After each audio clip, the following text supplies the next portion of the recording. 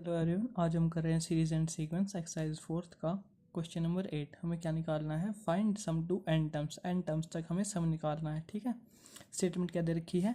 n multiplied by n plus 1 whole multiplied by n plus 4। तो पहले इसको solve कर लेते हैं। कैसे सोल्व करेंगे हम इसको? n स्क्वेयर प्लस n, इसकी इससे मल्टीप्लाई कर दी और साथ में n प्लस 4। अब इसकी इससे ऐसे सोल्व कर लेते हैं। n cube plus 4n square plus n square plus 4n, क्या बन जाएगा ये? n cube plus 5n square plus 4n। ठीक है, अब हमारे पास ये एक तरह से an टर्म आ गई। इसको हम अगर प्रेजेंट करना हो तो an टर्म को ऐसे लिखेंगे ना, इसकी n cube plus 5n square plus 4n। ठीक है, हमें सम निकालना है n टर्म्स तक, Sn निकालना है हमें। ठीक है, Sn में क्या होगा? पहले तो ये होगा, इसको कैसे लिखेंगे? 1 cube plus 2 cube plus 3 cube plus up to n cube.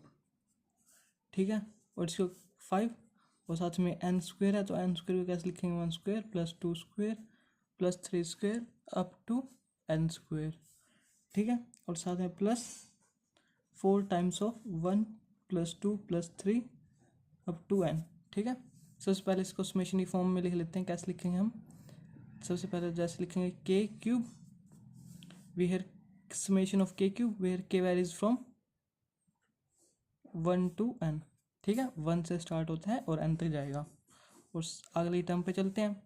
यहाँ पे क्या आएगा? समेशन आगे 5 है और n की जगह k square where k varies from 1 to n।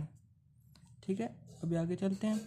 4 summation of k where k varies from 1 to n।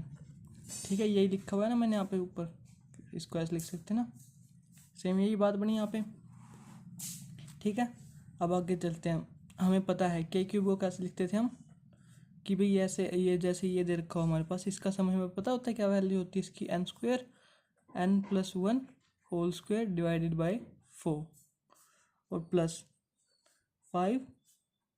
हमें इसकी पता है कि भाई इसको कैसे लिखते हैं हम? n plus 1 2n plus 1 whole divided by 6। अब हमें इसका भी पता है कैसे लिखते हैं? 4n plus 1 whole divided by 2। ठीक है, ये हमारे पास आ गया। अब इस सब में से पहले तो हम कॉमन निकाल लेते हैं। कॉमन क्या क्या निकल जाएगा? n plus 1 whole divided by 2, ये हमारे पास कॉमन आ गया। यहाँ पे बच जाएगा n plus 1 divided by 2 plus 5 of 2n plus 1 divided by 3 plus, और क्या आएगा? 4। ठीक है, अभी आगे सोल्व करते हैं इसको। अंदर वालों को सोल्व कर लेते हैं, अंदर एलसीएम निकाल लेते हैं। ठीक है, एलसीएम लेने पे क्या आएगा? नीचे 6, तो इधर क्या आ जाएगा? 3n square plus 3n। इधर क्या आएगा? 5 टू 10 टू 20 20n प्लस 10 और प्लस 6 4 24। ठीक है, अब आगे चलते हैं। n प्लस 1 डिवाइडेड बाई 2, ये 6 आ गया नीचे। तो अब ऊपर क्या बनेगा? 3n स्क्वेयर प्लस 23n और प्लस 34।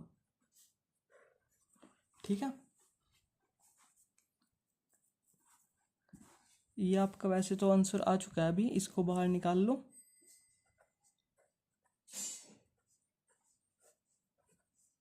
इधर 12 हो जाएगा, साथ में 3n square plus 23n plus 34।